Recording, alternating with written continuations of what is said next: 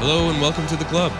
I'm your host Mars, and this is Stoppage Time, the Upper 90 Club's Evergreen content series that includes storytelling and interviews surrounding the Columbus Crew. In this installment, Ben was out sick again, but Mort, Trey, Haas, and I sit down with Land Grant Brewing Company's Director of Sales, Tony Cipriani, and the sips were aplenty. We learn about his path to working at Land Grant, an oral history of the Columbus Crew Land Grant partnership, and then we play a goal and beer pairing game, so brace yourself.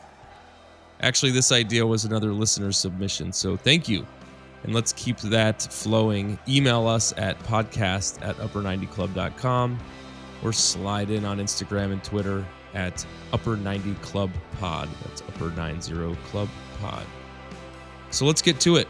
Welcome to Stoppage Time. Okay, this is your host, Mars. We are here in the club with Trey, Mort, and Haas. Ben is sick again, so RIP, Ben. Hopefully you'll recover by next week. But we're excited to be here with Tony Cipriani. He is the Director of Sales for Land Grant Brewing, and we're excited to talk to him because Land Grant is the official supporters beer of the crew. And learn a little bit about him and what Land Grant has on the docket for this season and beyond. So, Tony, welcome to the club. Happy to be here. Thanks for having me. Sure thing. So, why don't you kind of, I like to get an understanding of someone's crew origin story. We were talking a little bit before we started recording here about, sports affiliations, but, how did you first get involved with the crew or the U.S. men's national team or soccer in general? Yeah, so I played soccer basically my whole life up through high school, and then didn't play for college, but still continued to play in college. So I've always loved soccer. And then... and where'd you go? So basically, I grew up in Erie, Pennsylvania. So I played for I went to an all boys Catholic school called Cathedral Prep, and I played soccer there. And then college, I went to Gannon University in Erie, but I did not play there. I just kind of played recreationally. Nice. And then when I moved to I moved to Pittsburgh. I played soccer there, and I moved to Columbus, and I played soccer probably up until about 6 or 7 years ago. I'm more of a basketball player, to be quite honest, but 4 years ago ruptured my Achilles playing basketball with a bunch of 25-year-olds because I'm getting up there in age. I'm an old man, so my playing days might be over. So with the crew moving here, I moved here in 2010 is when I moved here, and since I moved here, I kind of got into the club. And then the last 4 years I've had season tickets. And then with the U.S. men's team and even the women's team, just, obviously anytime that they're playing, if it's a friendly, more importantly, if it's a World Cup, I'm all in. Yeah. So, and I've just recently, which is crazy, and I'm sure, we were talking about this offline too, how my family might be a bit of bandwagons back in the day. I just got into the English Premier League because about 2 years ago. We should dig into that. Just aside to say that your family moved in the 70s and you're fans of the Browns, the Yankees, and the Celtics. more like the 50s, and that's like when they were all winning championships, and they're all good. Yeah. Okay. So so my cousin lives in Connecticut. He's just like a huge Chelsea fan. And he basically has been trying to force Chelsea on me forever. And I finally took to it over the pandemic. I was just like, okay, I'll start watching. Yeah. And, but since I've watched, they have not been very good. So, I don't know. Maybe I shouldn't be a Chelsea fan. Well, you know what? I'm going to share with you something. No one should be. Well, yeah. I knew that was coming. But Chelsea aside, I think an important lesson in sports fandom is accepting that your team will lose occasionally. Yeah, that's true. You can't always be good. Yeah. Right. Well, and you know what? Perspective is everything. And so it's you get to appreciate the wins more if you get to see a few losses, right? That's true. So Yeah. when you moved in 2010, was that for the land grant gig, or how'd you get into that? Yeah, so I worked about 18 years in retail, just store manager, market manager, district manager. So I moved here when my sister, she has twin boys, so my twin nephews. So I moved here when they were about 4 or 5, and now they're in college, which is crazy. So I moved here to kind of be around them while they were young. So I was still in retail at the time. I didn't start with, so I've been with Land Grant for about 6.5 years. So I left retail, kind of took some like 6 months off. I just didn't really want to do that anymore. I don't know if anyone's worked retail before, but doing it for 18 years is quite a bit. And it kind of gets old. So yeah, I lasted took one. yeah. I think everyone should at least like do retail or work in a restaurant and be a server and just understand customer service and understand how to deal with people. I think people would be better off if everybody had to do that. Completely agree. But yeah, so actually I got to Land Grant because I did have bartending experience. So I started working behind the bar, but I only lasted behind the bar for about a month because they knew my background. So they asked me to be on the sales team. So then I became full-time at the brewery, and then I was a sales rep, and then I got promoted to our key accounts manager, and then I got a couple of different promotions, and now I'm our director of sales. Okay, so awesome. what does that mean? Like, what's so I oversee our sales team, and then I also basically help manage. We have 3 different distributors that distribute our beer. So I am the person that's obviously coming up with the goals for them and just ensuring that they're getting the beer that they ordered and negotiating with them how much beer they should be taking. And then I'm working on the back end a lot with corporate, the Myers and the Krogers and the Giant Eagles of the world, and getting us more placements and displays in the stores and things like that. So on top of being on the marketing team and doing all of our merch and doing, I do quite a bit at Land Grant. We'll just say that. So just as a out of towner, because I've relocated to Chicago. What's the geographic footprint of Land Grant? Like, could I get some up here? Unless one of your buddies shipped it to you. Yeah. We are predominantly in Central Ohio. So this October will be our 9th year. And so we've tried to not grow too fast. So we wanted to make sure that we took care of our home base, which is Columbus. We want to make sure that we didn't open up a bunch of different markets and not have enough beer here because we're trying to supply other places. So right now, Columbus, we do self-distribute to Dayton, and then we self-distribute to Cleveland. And then we are down like in Athens and Lancaster and Logan, so down south a little bit. And then we're out east as well with a distributor out there, like Granville and areas like that, like Heath and so yeah. So we don't have like a huge footprint. But we're getting there. Like we're looking at activating Cleveland more and potentially Cincinnati at some point. Well, yeah, and I don't know a lot about beer economics. And I guess if you ask me why, smaller, non-mega breweries are so regional, I guess I would have thought it's expensive to ship it, and you kind of price yourself out of a market, or maybe it's from name recognition. But it kind of sounds like you can't make enough beer for, right? I mean, is it the size of the vats that's the limiting factor? Like, what is it? A mix of all those things? We can get to a point where we could supply Columbus and Cleveland, and we could still kind of like the footprint that we have now, and we could supply Cleveland. We could potentially supply Cincinnati as well. It just kind of depends. Like we'd have to really start brewing almost around the clock, to make that happen. So we're like, so the most we could brew in a year is like 15,000 barrels, which is a lot. But you have breweries like Columbus Brewing that I believe are doing like 30,000, so like double what we're doing. And then you have breweries like Great Lakes that I think are closer to like almost 100,000. I think BrewDog as well.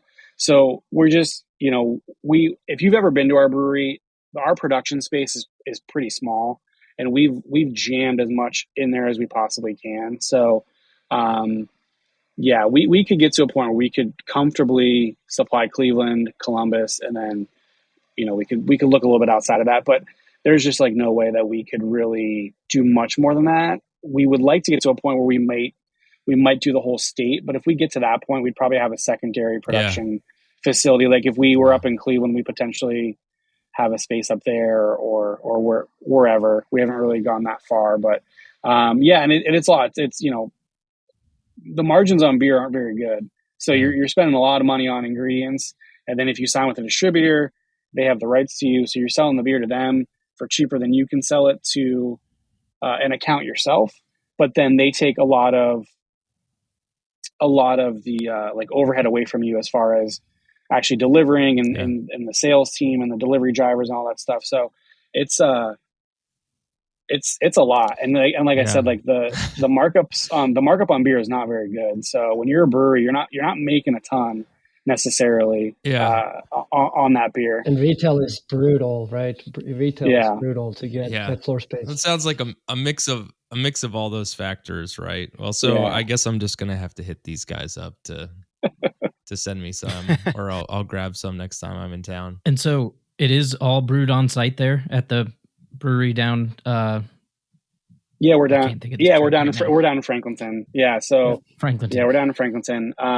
So everything's brewed down there. So yeah, we have a smallish production facility. Our tap room is pretty small, and then we have a 9,000 square foot beer garden outside, which has been pretty amazing, especially through the beginning of the pandemic. It was great to be able to still have people outside and be spread out and all that stuff. So that was great for us. Not a lot of breweries had that luxury. There's a lot of breweries with small tap rooms, and they almost had to completely shut down. So we were very fortunate with the space that we have. Yeah. All right. Well, so this is I kind of sigh here because this is the part of the interview where I have to read the questions that Ben's come up with on his. Is it spelled out this time, or is it just in like random like words? Yeah, I mean, so I act like I'm annoyed, but it's kind of fun just to read these like random question generator type things. In my opinion, I mean, maybe he knows something I don't know, but the first question that Ben wants. AI. Yeah, that's right. Yeah, AI generated. The first question, and this will be a little on the nose for that, but first question that Ben wants to know is, who's your favorite Grand Theft Auto NPC character? So that's funny. I don't know if I know, but I will say it was the weirdest thing. I mean, this was like forever ago. Like I don't even know when that game came out. I just remember I was living in Erie. I was in college, and I was at my. I'm just glad you have an answer. Yeah. Yeah. Proceed. Well, no, I was at my parents' house doing laundry because that's what you do. I went back home to do laundry, and I had the TV on, and I'm like walking through the house, and all of a sudden I hear this woman's voice, and it says, "I love you, Tony Cipriani," and I was like, "Who is in the?" I was like, "Who is in the house?" And it was a commercial for Grand Theft Auto, and I guess there's a character with my name in Grand Theft Auto. So wow. It was like the weirdest thing. I was kind of startled. I was like, "Who is in our house?" And that was like the weirdest thing. But that's how I found out that there was a character with my name. You think that Ben has played enough to know like that you have the same name and that's why he asked this question? Or I'm pretty sure. I feel like there's no way that he would ask that, because it's not like like you said, like you looked up my profile on Land Grant's like website. Yeah. It doesn't say like I'm an avid Grand Theft Auto player, right. or I beat, you know what I mean? Well, I mean, like, I like to take the leap of faith and just ask these questions as if, I'm going to get an answer, and I'm glad that you had one. I like that he also would have waited until here about 15 minutes to say, "Is your name Tony Cipriani?" Because I think we would have gotten that out of the way earlier. So I know the answer to that. Ben wants to know if you still DJ. Were you a DJ? Tell us more about that. Yeah, I was. Yeah, so in college, I had a radio show on our college radio station for 4 years, and then I would DJ at clubs and parties and things like that. I mean, I have DJed in Columbus. but I don't really do it anymore. I think honestly, the last place I did it was, I think, at Land Grant. I DJ'd a couple of our New Year's Eve parties. That's great. That's yeah, when you they've want asked to do me, it. they've asked me Yeah. to do it a couple times in the beer garden. I'm just like, I don't have the time. Yeah. Like, it's fun. I used to enjoy it a lot, and I would probably enjoy it if I did it again, but it's kind of a lot to lug all the equipment around and do all that. So I'm not really into it anymore. All right. Well, so I mentioned earlier, Land Grant is the official supporters, the official beer of the crew supporters, right? So, and this is a crew podcast. So, can you tell us about that affiliation, that relationship? Yeah. How it started, and just kind of where you see the future of that. Yeah. So we started back with the crew in 2015. That's when we signed our first partnership deal with the club. Mm-hmm. And part of that was, they had asked us, about potentially brewing a beer, and we it couldn't be the official crew beer because MLS has, the bigger sponsors, the bigger beer sponsors, but we could position it as being the official supporter beer. But, with that, I mean, crew supporters are so loyal and so they just love their team so much. So it's kind of hard to say like we're the official supporter beer if we're not actually having them being involved in the process, which we would have been doing ourselves a disservice if we didn't. So back in 2015, we brewed 4 different beers, and we invited all of the supporters or whoever wanted to come down. Mm-hmm. Even if you weren't a supporter, you could still vote on which beer you liked the most. We did a juicy pale ale. We did a hoppy American wheat. We did a black lager. And there was a 4th one that I honestly cannot remember what that style was. And the supporters and everyone that voted, basically, they voted for the American hoppy wheat, which became Glory. So that was our first official supporter beer that we did back in 2015, 2016. So we brewed that beer all the way up until 2018. And then I don't know, I know you're probably going to get into this, but with 2018 was a rough year. That was a lot of the Save the Crew. Yeah. We hosted a lot of events at the tap room at our space, and we actually hosted the announcement of the new stadium. And I don't know if it was actually about the sale of the team or the new owners, but so basically what we had thought was with the new ownership coming in, we should do a new beer. Mm-hmm. So we kind of were like, okay, we're going to be done with Glory for now. Let's do a new beer. There's new ownership, new stadium. Let's do something new and exciting. So what came in second place back in 2015 was a juicy pale ale, which has become massive. Yeah. So that is the beer that we do every season. It's available in the stadium. It's available at the grocery store or at bars, restaurants. So that became basically the new supporter beer. But last year, it was kind of my decision that I wanted to bring Glory back for a limited time, and we had it in the stadium. And this year, it's going to be available in the stadium the entire year. So Massive and Glory will be available at Lore.com for the entire season. I'm really happy you said Massive is going to stay too, because that's my beer right there. Yeah. Well, and so is that, and I'm trying to think back to 15 because I was still in town then. There were cans, and are they on tap too? Like y'all had a counter or two, didn't you, at Maffrey? Yeah. So at Historic Crew Stadium now, we had our own bar there. Yeah. So yeah, Glory was on draft. We had cans there as well. So I believe we had 4 or 5 different beers at our bar, which is actually still there. And it still has all of our markings on it, and they still put our beer there when there's an event, which is great. Nice.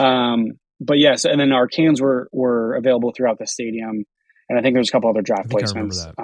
Yeah, so there was the little stand right at the top of Nordeck. Yes, I'd always try to beat the line to it. That's where I would go every time. I was like, I'm not standing in the Land Grant line. I'm going to go upstairs, and I just grabbed whatever cans that they had. Yeah, and then eventually they put a little draft stand. There was like where you get the cans, and then they put like a little draft stand further back, and I'd go there quite a bit because there was never a line there either. Yeah. kind of by the elevator. Yes. Yeah. Yep. Oh yeah. So yes. Spent a lot of time at that line. You said Glory and Massive will be back this season at lower.com. That's great. Yes. Let's just jump back real quick. So Land Grant, the company, can you give us just like a quick rundown, like when did it start, where the name come from, that kind of thing? Yeah.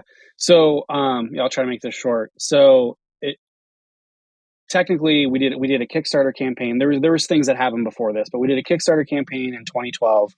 And at the time we were called Oval Brewing, Oval for the Oval at Ohio State.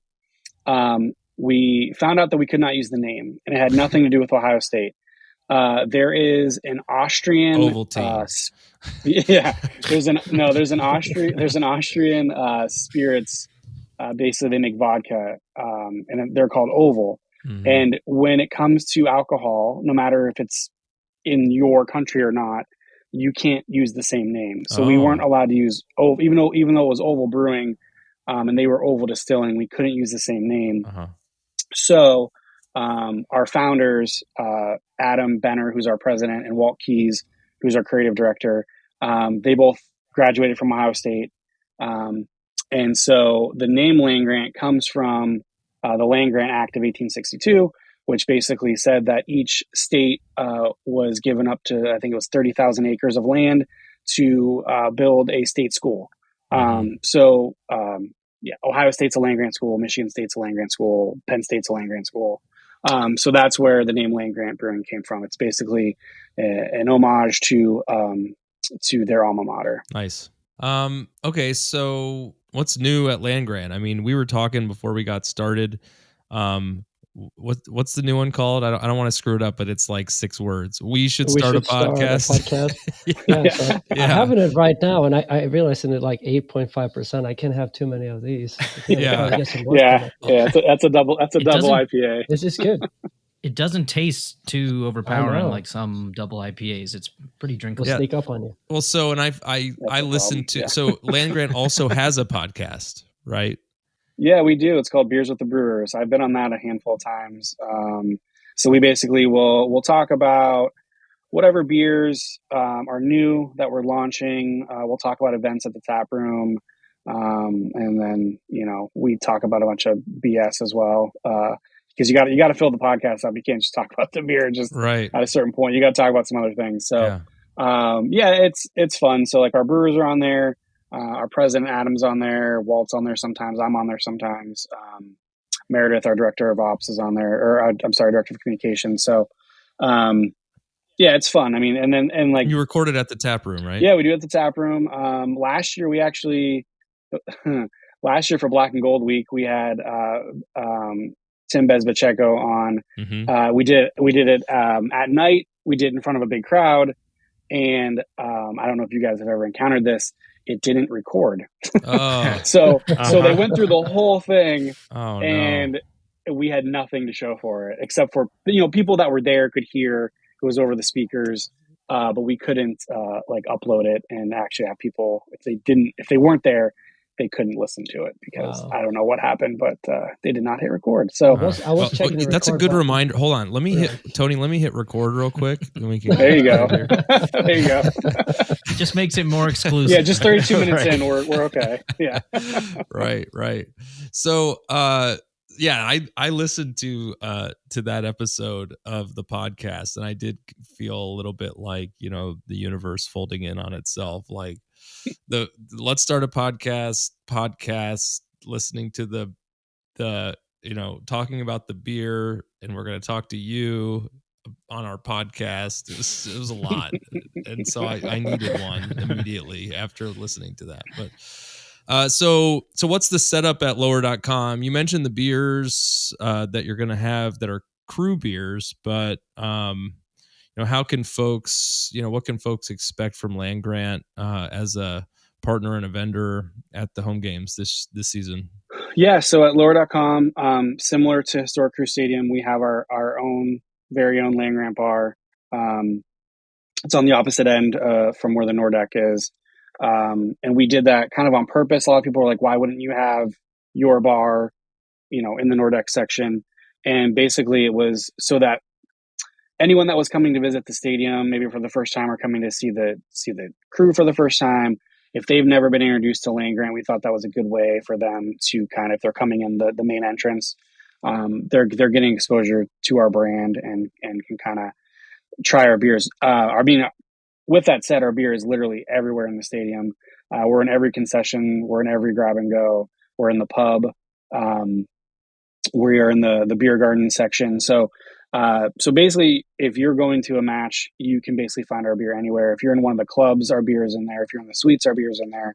And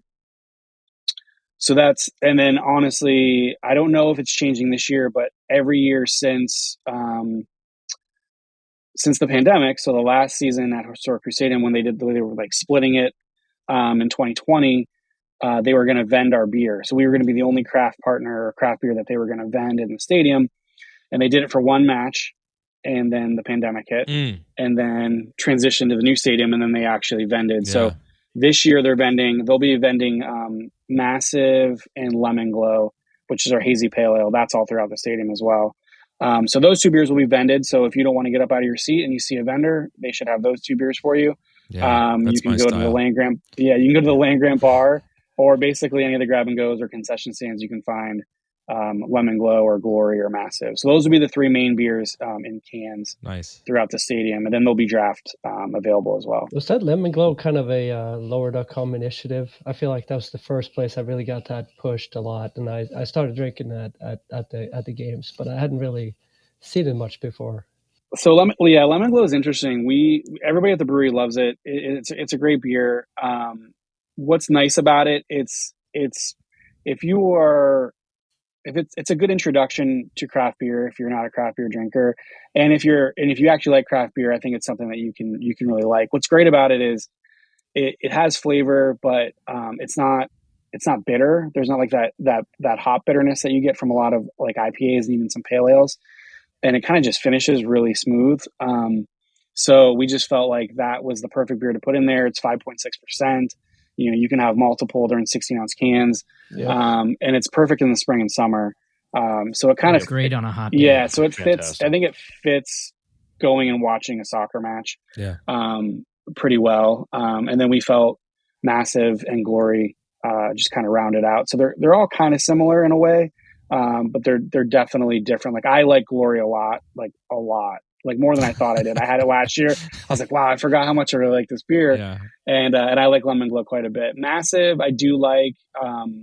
I would say out of the three, it's not my favorite out of the three, but it's still a really good approachable a pale ale. And again, not crazy high in alcohol, so you can have multiple.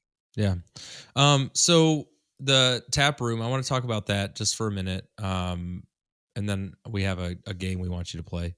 The tap room, what, like, for soccer fans, crew fans, what's the tap room experience week to week, or what all is going on there, so that folks that want to come check it out can keep it in mind? Yeah, so we've tried to be a staple for soccer fans in Columbus, try to be a place to come and watch matches and just have that community. And a lot of that started with the crew partnership. So we've been in Franklinton since 2014, and that's always been kind of something we've wanted to cultivate. And it's not, you can't just make it happen. It kind of has to happen organically. So that's something that we've kind of been working on, and just kind of just opening up our space to soccer fans, crew fans, and the U.S. men's and women's fans. We tried English Premier League, but that didn't take as much. But a time of day, right? It's tough. Yeah, that was the problem, unfortunately. It was just like the early mornings. We would get 3 or 4 people coming through, and that was it. So that's not great for the bartenders. And it was the same 3 or 4 people. Yeah, yeah. They had names on seats. Yeah. But what's crazy, and I don't want to get off topic, but what's crazy is like last year we started showing F1 races. Mm-hmm. And we get like 200 people at every race, it's insane. A buddy that plays indoor or plays outdoor with us, he always goes down there. Yeah, it blows my mind. It's just this phenomenon that I just can't even wrap my head around right now.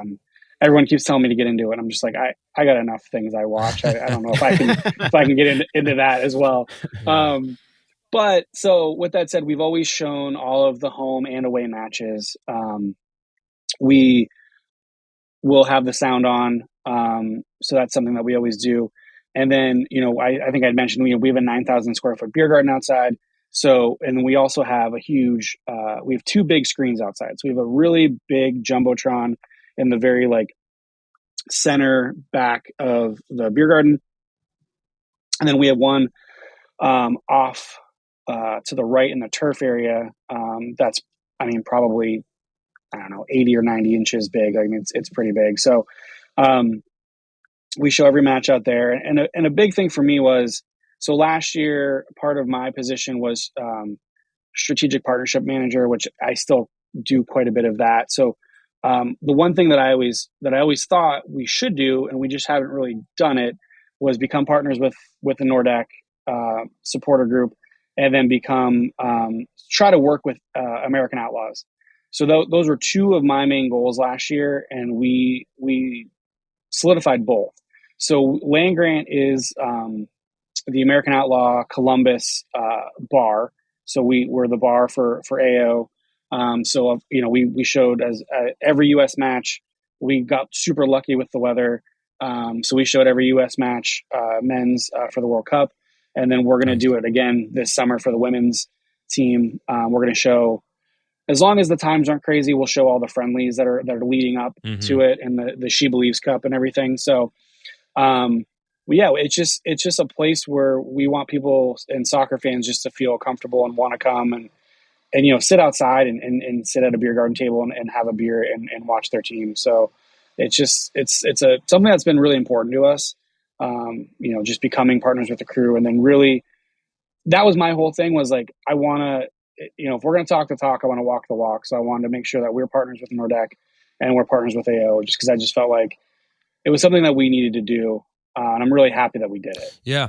You're not just like slinging beers, right? You're creating the experience, and it goes really well with the beer, which I think is a good segue to something that actually came through from Travis from the Crew Nordeca Discord server.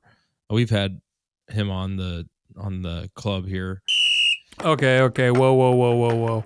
This has been cutting in with a correction, a crypt correction, if you will, coming back from the dead. Travis is a friend of the pod, and some might consider him more than a friend on the pod. But it actually was Tyler who came up with this segment. So eat it, Travis. Long live Tyler. Now back on with the rest of the nonsense. He wants us to ask you to pair a beer with the new Apple top 5 goals. What are these called? Help me out here, guys.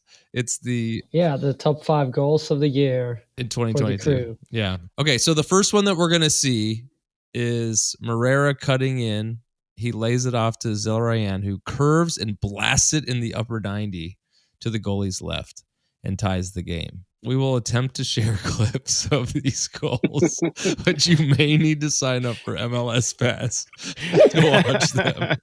So, Tony, without further ado, what is the perfect beer to pair with this goal? Well, I think from the description that he wrote, I like the word cutting. Yes, and then the goalie is in there. So I'm gonna go Greenskeeper. Okay, Greenskeeper Session IPA would be the perfect one, because again, after seeing that replay, I think you're chugging your beer, and it's a good thing it's 4.7%. Are you drinking one? He's drinking one.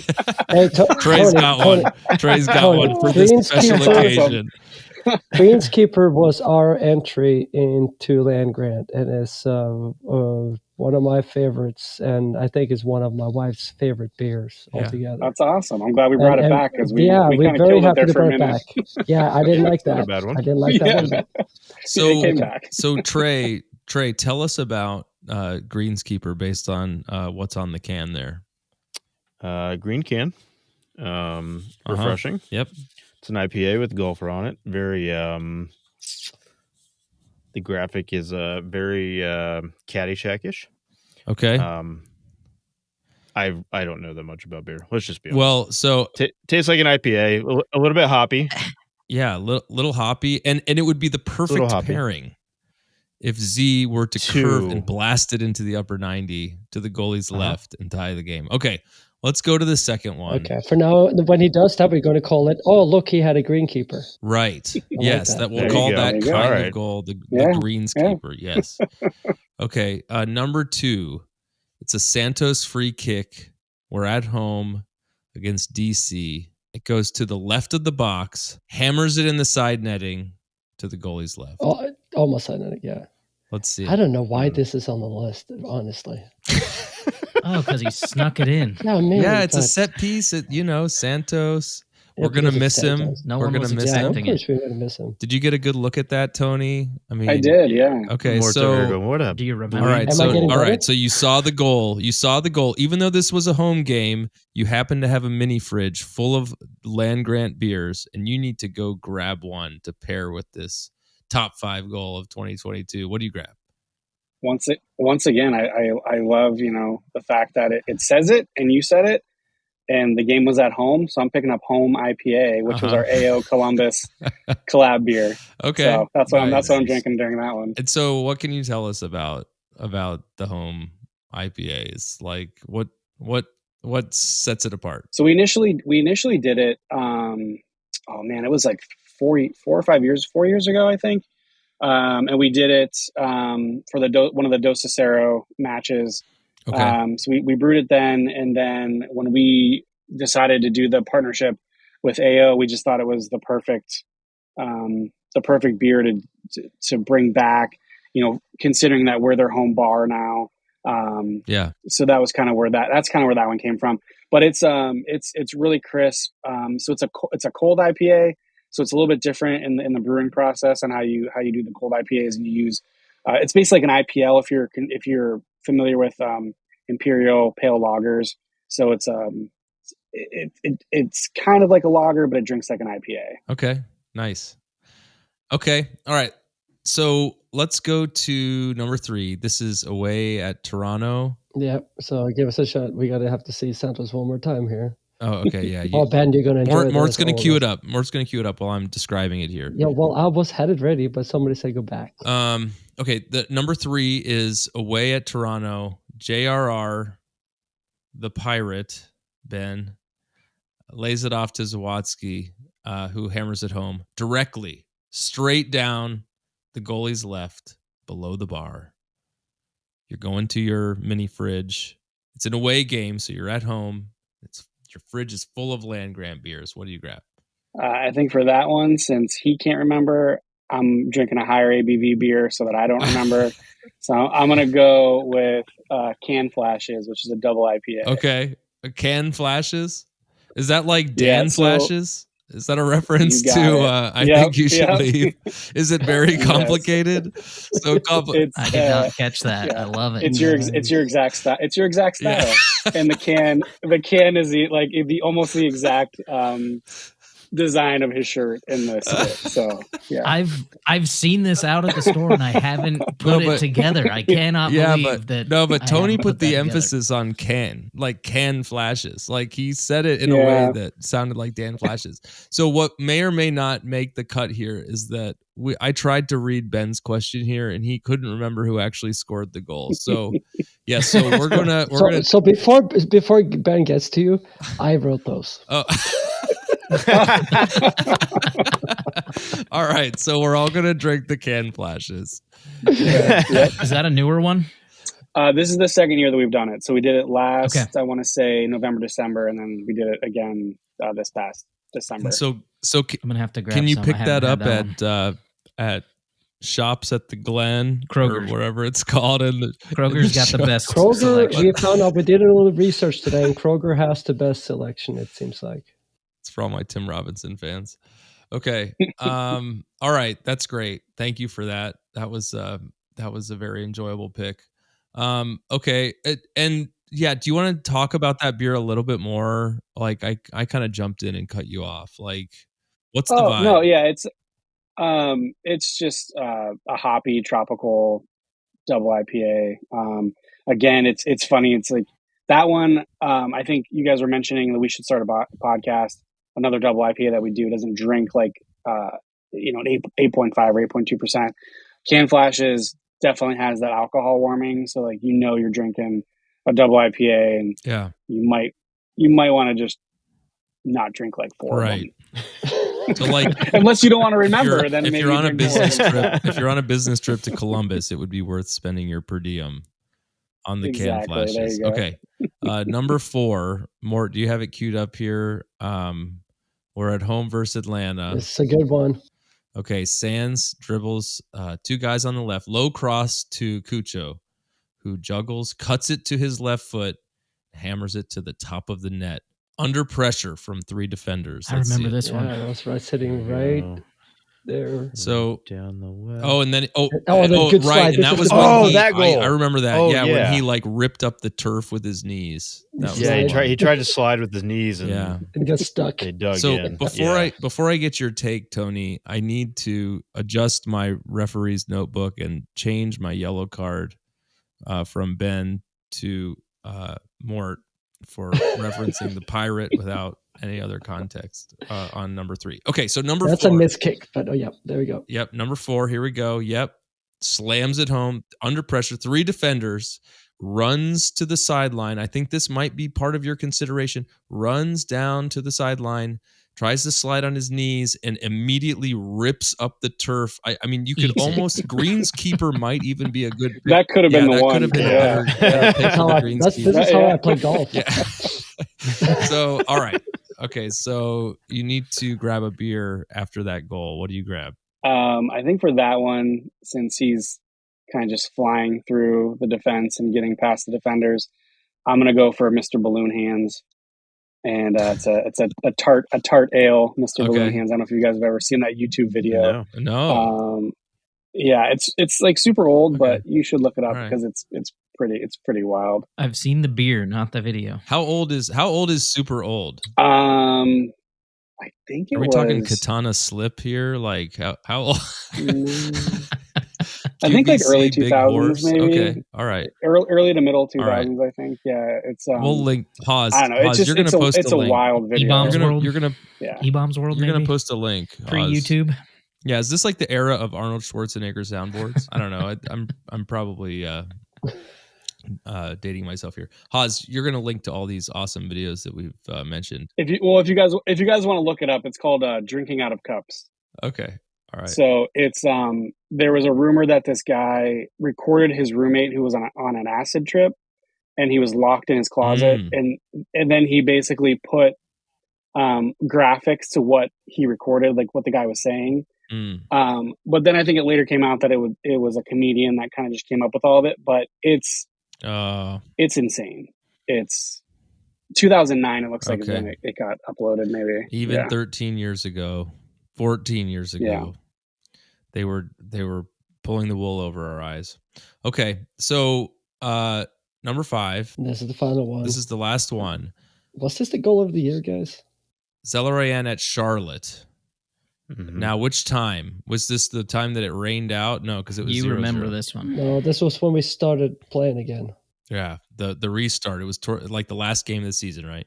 Oh, yeah. Direct free kick, just 5 Yeah. yards into their half. Oh, yeah, this was awesome. Yeah, hammers it over the goalie's head and into the back of the net. Goal of the year. I say yes. I remember Goalie seeing caught that. sleeping. He looks completely dumbfounded. Like, How did that happen? yeah, I think we're gonna need a high ABV pick on this one. I'll go somewhere in the middle. I feel like I should go Massive or Glory on this one. Oh, okay, yeah, nice. He's going for glory. He's going for hold on. glory. Yeah, We got a butt. I'm not though. I mean, I think that is the right. That might be the right Yeah. one. But again, it's But why miss the opportunity to advertise another one of your beers? exactly right. Let's talk about a different one. He kicked it for Columbus. I mean, you can. I think I'm more basing this off of the descriptions. So the goal of the year ? And I think you just say, "Oh sure," and that's our Oh Sure IPA. Okay. That's our year-round IPA. Oh sure. Okay. So I'd say "Oh sure" for I this like one. it. Where does that come Yeah. from? Oh, sure. Is that it must be another reference? So our former director of operations, Mark Richards, from Minnesota, Wisconsin, or something. No, he just would always say, it just didn't. It was just he would always say, "Oh sure," like you would say something, he'd go, "Oh sure," and literally it just like spread through the brewery. Where I say it all the time still, and I don't even know I'm saying it. Someone will say something like, "Oh sure," and we were trying to, and we talked about this offline, like coming up with beer names.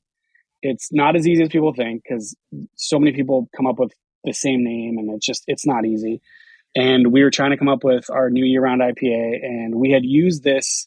Like, if you look at our vans, there is like it says Osher on them from like a long time ago. We had Osher stickers a long time ago, and I was just like, why don't we just call it Osher? And that's kind of, so you named it. I mean, Mark pretty much because he said it all the time. But I was like, why? I mean, we've used it. Like, why not just call it that? So I was thinking it was like, without seeing the can and seeing it say Osher, it's like phonetically, someone from New England who's a director of operations could be like worried about an Osher violation or something like that. Osher violation. So I'm not a beer expert, but we talked about Greenskeeper, how that kind of disappeared for a while. Osher was kind of my backup, even though my wife didn't agree. It was kind of the one I kind of jumped over. It's like, this is the closest. I feel like this is the closest I can get to Greenskeeper. Am I far off?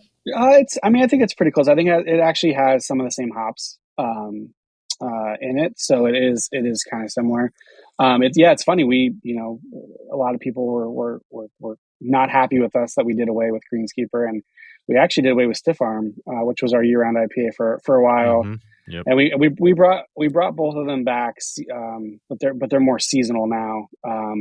And it's hard. When you're a brewery, if you don't have, a beer that is consistently gaining market share and consistently people are picking it up. I mean, and Stiff Arm and Greenskeeper were still performing well for us, but they were kind of stagnant and they were kind of losing market share. So you kind of got to make a decision. And a lot of times now with in the beer industry, after 5 years, most brands kind of just die. You kind of switch it up. So it's kind of what we did. And then we felt like we should bring them back. And I think the pandemic had a lot to do with it. I feel like people just got crazy nostalgic for just about anything. So we're like, okay, let's bring them back. But more seasonal than anything. But I think it was the right decision to bring them back, and people seem to really like both of them. So oh sure, I agree. So do you have any other beer or any other organizations or teams that you kind of partner with? I mean, that you also have beers for? A couple comes to mind. So we were a partner with the Blue Jackets for a couple of years, and we did a beer called Goon, which was a strong pale ale, which we're not partners with them any longer, and we don't do that beer. Yep. But yeah, the Crew is the only team that we do a beer for. You can find our beer in Ohio Stadium if you go to an OSU game, or if you go to the Shot. If you go to a basketball game or a concert, our beer has been offered at OSU since 2017. And in the Clipper Stadium, if you ever go to Huntington, our beer is there. But we don't make any other, like, this is the only beer that we make for any sports team or organization in that way. So it's, this is like our main partnership, and this is the partnership that the brewery has been and will continue to be excited about. This is the one that we want. And again, I saw in the notes, we've gone through a couple, 2 different owners and had, we stuck with the team, and that 2018 was a hard year. We didn't know what we were going to do. But when the team was sold, we knew that we were going to continue down that path. So, because we didn't know what was going to happen. If the team left, we didn't know, we might not have a soccer team. Yeah. So it's like how the fans felt. Yeah. So it's been it's been a wild ride, and, we've loved every minute of it. There's at least 5 other people at the brewery that have season tickets, and, we go to a lot of the matches, and, we used to love doing the tailgates. We used to do the tailgates all the time, which we can't do anymore, which kind of sucks, but, doesn't kind of suck. It really sucks that we can't do tailgating anymore. But what's nice is we're not that far from the stadium. Yeah. You can actually, so what I do is when I go to games, I literally drive to the brewery, I park, and I walk. I walk from Land Grant to the stadium. It's about a 15, maybe 20-minute walk. It's really not that bad.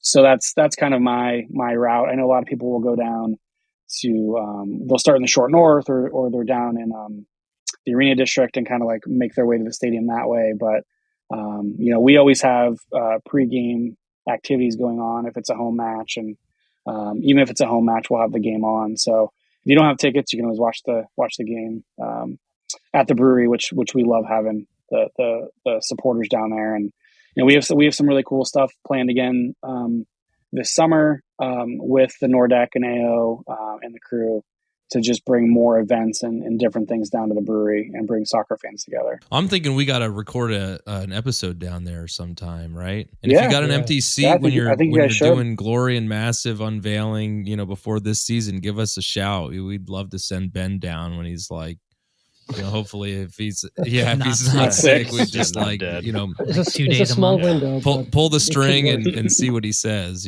So. Yeah. We know that he knows your name, so we get you that far. But anyway, Tony, thank you for making time for us. I learned a lot. I have a new hit list of beers that I need to check out or rediscover. So get mailed. Yeah, please, please send beer this way, and hopefully the listeners can dig into. So. Thanks again for the time. Before we jump off with you, again, let's shout out the podcast. Name the podcast and website and everywhere that we can get a hold of you. Yeah, so the internal podcast that we do, it's called Beers with the Brewers. Yep. It's available pretty much anywhere you can get your podcasts from. And then our website is just landgrantbrewing.com. Like I said, we're down in Franklinton. We also have a secondary location at the airport. So if you're ever flying in or out of Columbus, we have a tap room in Concourse B, nice.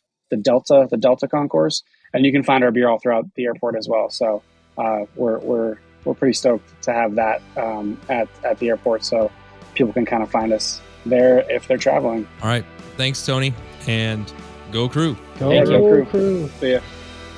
Thanks, everyone, for joining the club. We hope you'll listen next week and every week, even in the off-season, to celebrate or commiserate. We'll save you a seat. If you like this podcast, please give us 5 stars and subscribe. You can email us at upper90clubpod@gmail.com. That's upper90clubpod@gmail.com. Follow us on Twitter and Instagram at upper90clubpod. Go Crew! There's a shot! I can't see anything. Can you guys see it? It's a struggle. Zelra on from the top of the key. That's all I got. Mort, you're doing a great job at trying. I mean, it just doesn't look very good. I can't see the screen myself. Yeah. Because all I see is the full screen. Here. This is a good look. Your face.